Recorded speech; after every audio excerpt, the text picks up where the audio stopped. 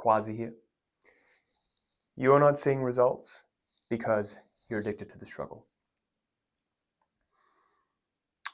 How many times in your life have you berated yourself, belittled yourself, felt like the victim, and you just felt powerless to external circumstances? You just felt like no matter what you do, you keep hitting an invisible wall and everything just is crumbling around you. And what you'll notice is you start going through these waves. Things will be good, and then things will be bad. Things will be good, things will be bad. But the goods never outdo the bads. And because of that, you just keep staying stuck in the same loop. Not too long ago, I was stuck in a very similar situation. So I got started on my entrepreneurial journey, if you will, 7 years ago in 2019. I quit a soul-sucking corporate job, started my own business, grew it to 7 figures, doing $1 million every single year since 2020. 2020 was my first $1 million year. And then ever since then, I've been doing over $1 million a year. I've been literally able to manifest everything that I've wanted to manifest. I started a business that I love, that I truly enjoy working in. We help our clients change their lives. I work less than 4 hours a week in the business, and I spend more time working on the business on projects that excite me. And I met the woman of my dreams, got married to her. We have a beautiful baby boy together. He's 15 months old. I literally manifested everything I want. I'm living in South Florida, sunny, and I golf.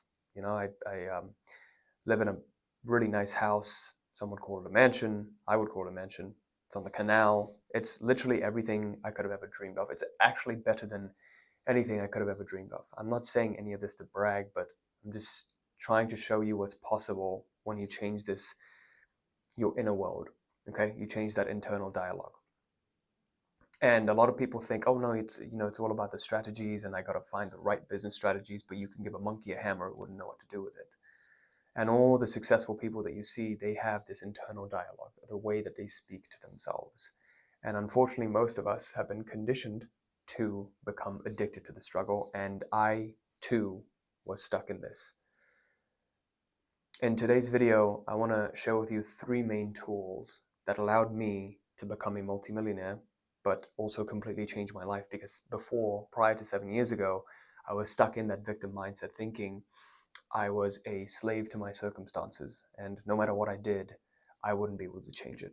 Okay, so I hope this is helpful to you. Let's get started with tool number 1.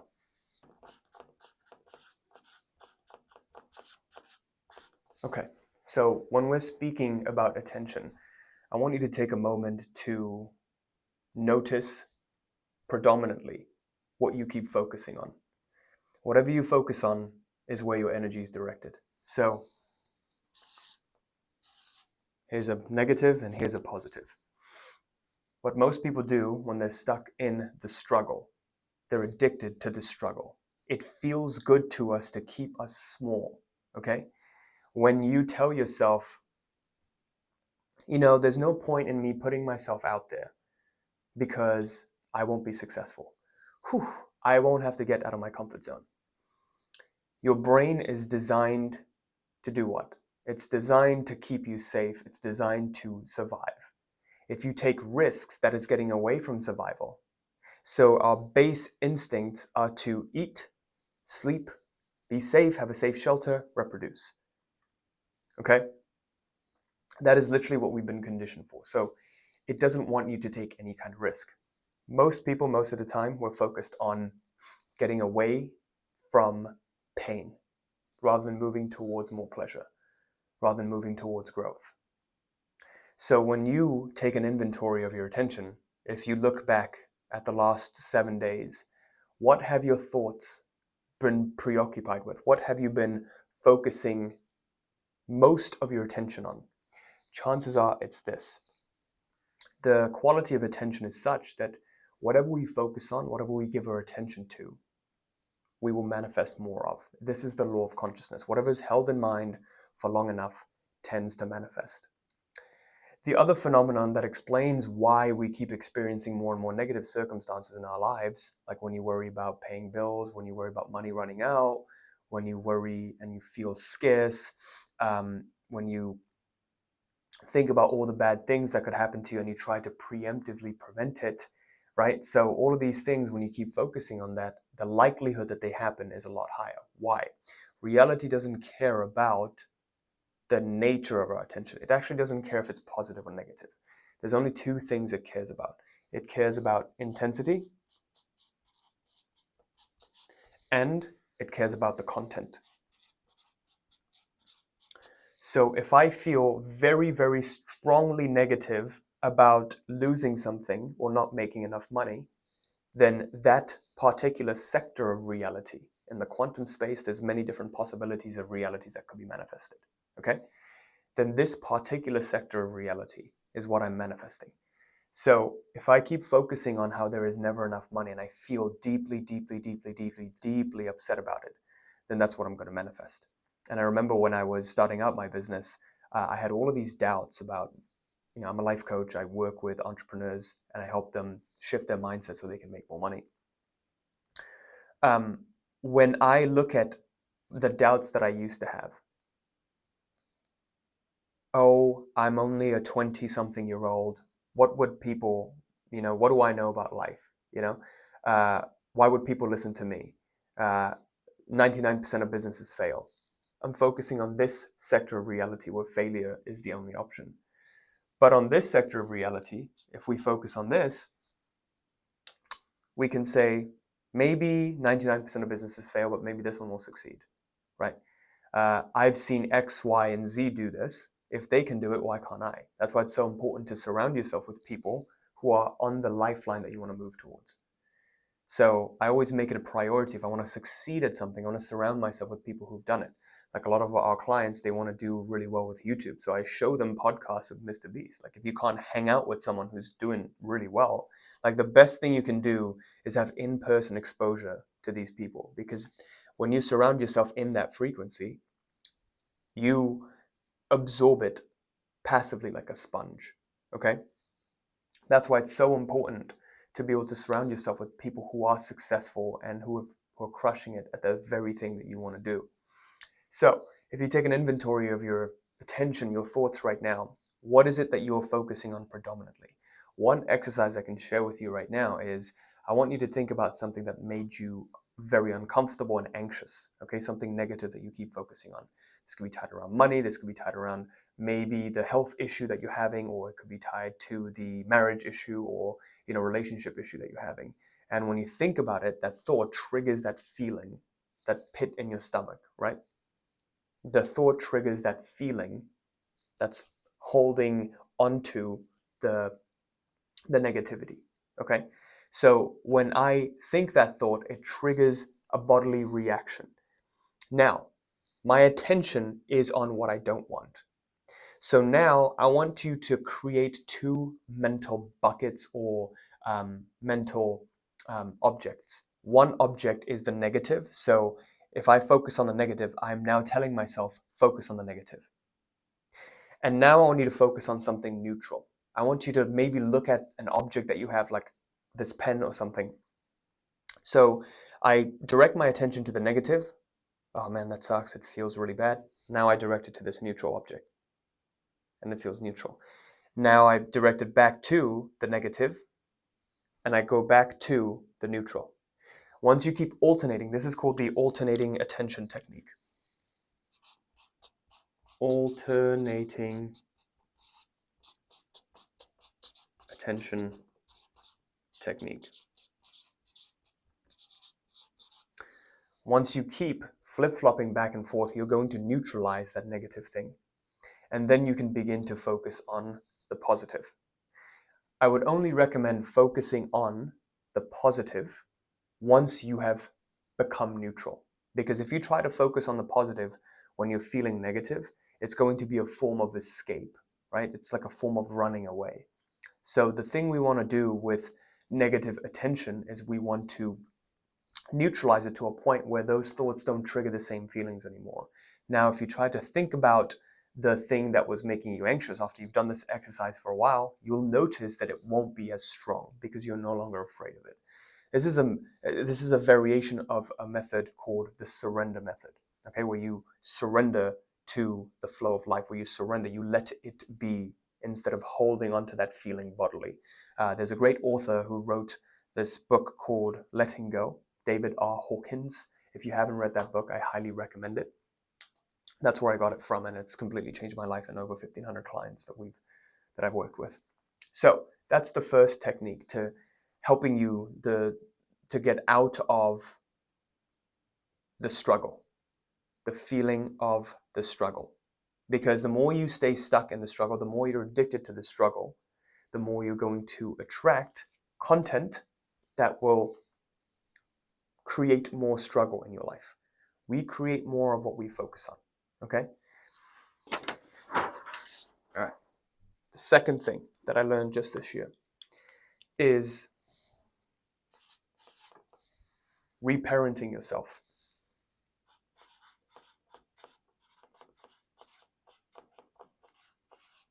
I want to share with you a story of mine.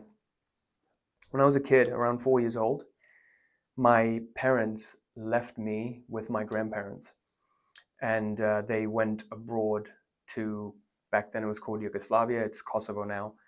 They went for a year to a United Nations mission. They got a job. We're from Bangladesh, very poor country. My parents were very, very poor, barely able to put food on the table. And so they got this really great opportunity to work for the United Nations. Of course, you want a better life for your kid. And so they took it. I'm the firstborn.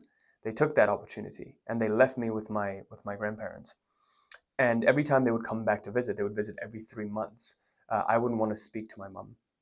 That's, again, I don't remember this, but that's what she tells me. She said, you'd be extremely shy. And so they would feel very, very guilty. And so they would shower me with gifts and anything that I wanted. So I was trained at a very young age to get whatever I wanted, which, by the way, is great. You would rather parent your kid, get them accustomed to this, to getting what they want rather than what they don't want, because then they'll have this narrative that, oh, there's no point in trying because I'll get nothing. So I was kept in this mindset of getting whatever I wanted, and I would just throw a tantrum. And so every time I would throw a tantrum, my parents would just get me what I wanted. Even sometimes I would, because I would see my grandpa smoking cigarettes, and I'd be like, oh, I want that. And then I would, when they traveled to Kosovo, they eventually ended up bringing me to Kosovo with them. And one night I threw a tantrum like, I just feel like having cigarettes. Like, not that I would smoke them, I would just play with them.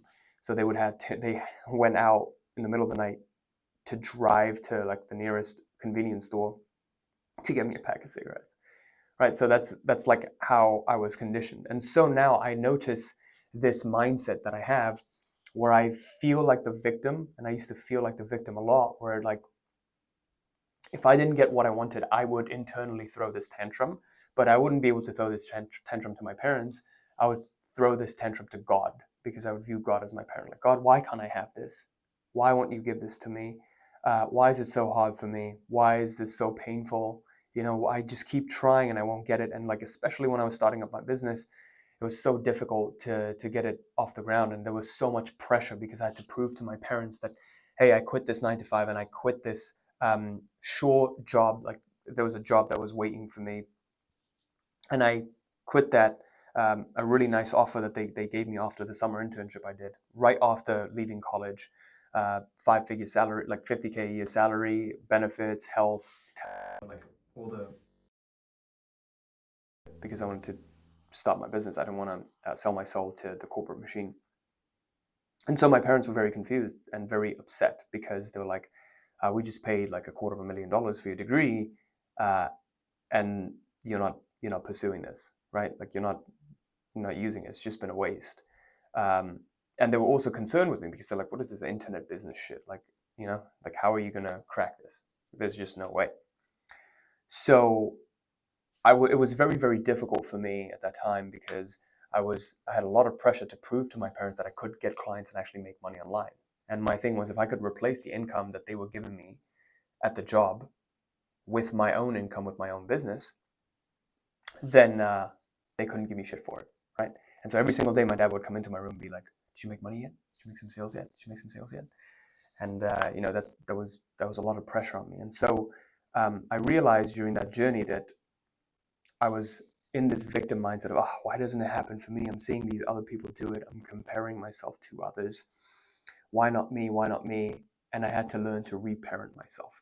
Because guess what happens when the inner child wins? You get deeper into victim mindset. Okay, so there is a parent dynamic versus child, and both are important. And this is what Carl Jung talked about. There's different personas that we have. There's the parent, there's the child, there's the shadow, there's the ego, there's the hero, there's the feminine, there's the masculine. There's all these different personas that we have. But it's the collection, the whole, that's important. You need every single one of them, not just one being stronger and dominating over the other. There's a balance. I would rather be whole than good, is what he said. For me, this child was extremely, extremely dominant. And so this caused me a lot of suffering throughout my life, because I would always throw my hands up and like almost become suicidal in a way. It's like, if I can't have it, then I quit life. That kind of thing. So I was plagued by this until I had to learn to reparent myself and become patient and regain my power. Because when you're in a victim mindset, what typically happens is you feel belittled. You feel smaller. It's like, I can't do it. You give your power away. But when you regain your power and you say, no, you're going to figure it out. Just be patient. Just be patient. And you listen to that voice more, then guess how you feel? You feel like you have the power. You feel more empowered. So every time you have this voice that is playing victim, it's time to reparent yourself. Something must have happened in your childhood, some incorrect form of parenting that basically got you in this mode of complaining, of whining, of bitching. So it's time to reparent yourself, to show yourself that, hey, it's just requires a bit more patience. Okay, so this was the one thing that changed my life. Actually, quite recently, I had this epiphany that reparenting myself was so big. The third thing that's going to help you break out of the struggle narrative, and this one's really important, is, I'll just do it here, becoming conscious. Now, what do I mean by this? So, if you look at how we process information, there's a cycle. At first, when we're presented with a stimulus, so let's say stimulus comes in, there's a cognition of it. You cognize it as whatever it is. Sight, sound, taste, physical, touch, feel, right? There's a cognition of it. So let's say there's a bird chirping, you hear the bird chirping, there's cognition. Then there's a recognition, recognition. This is a bird chirping, not a dog barking.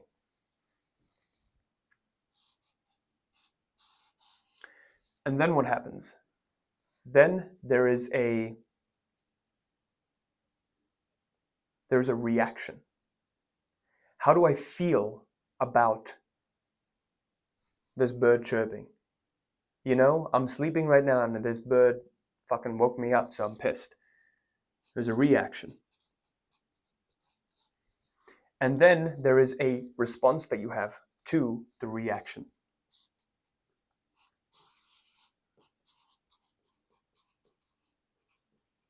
Just like that, when you're presented with a stimulus of something that triggers you, this is especially common in PTSD, when you're presented with a stimulus that triggers you, this whole cycle happens and the natural reaction happens.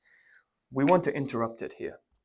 This is where we're cutting it off and reprogramming it. This is where post-traumatic growth occurs, because you start to view it, you contextualize it differently.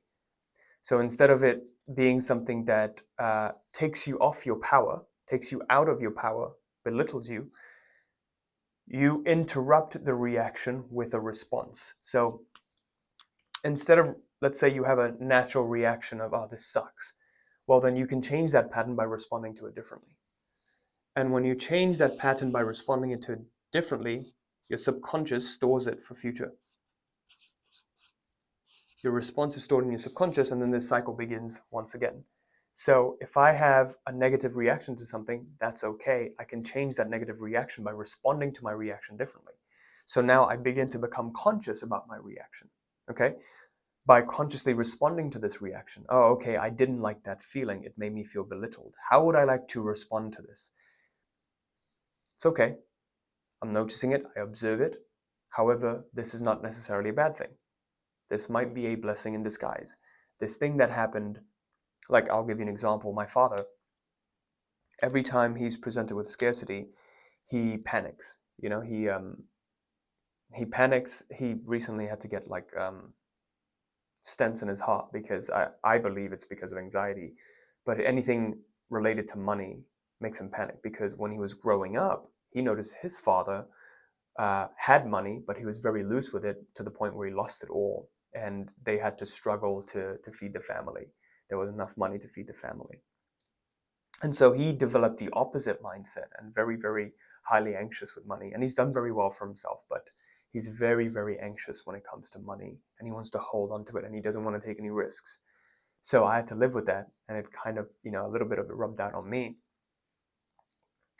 But for him, his reaction, like it triggers him anytime like he gets an unexpected bill or, he's always like looking at the little pennies and everything, like, just living small, like afraid to spend money. And over time, he's gotten really, really good at it, but, it still lingers.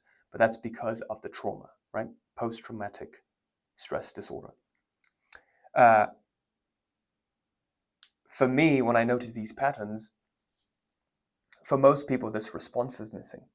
The reaction matches, the response matches typically their reaction. If it's negative, then they respond negatively to it, which then further ingrains this pattern. When we do that, then we just keep manifesting the same outcome, and it keeps this cycle, this loop keeps getting stronger and stronger within our subconscious, which then manifests that outcome that you're noticing. So when I feel like I'm struggling and I'm addicted to the struggle, what is my response to it? Why does this feel so good? What am I telling myself that feels good? What if I didn't have to believe this story? What if this story weren't true? What if it actually felt good to succeed? What if it was more fun to succeed? And so these three tools, I believe, help me completely shift my identity to become a completely different person from the Quazi that was made for the corporate 9-to-5 world to follow instructions and just live small. I had to get out of my shell and become the entrepreneurial version of myself and take these risks. So I hope you found value in this video. My only request is you do a like and a subscribe and all that, but just leave me a comment letting me know what your thoughts were and if this was helpful. I'll be reading each and every single one of these comments. Thank you, and I'll see you next time.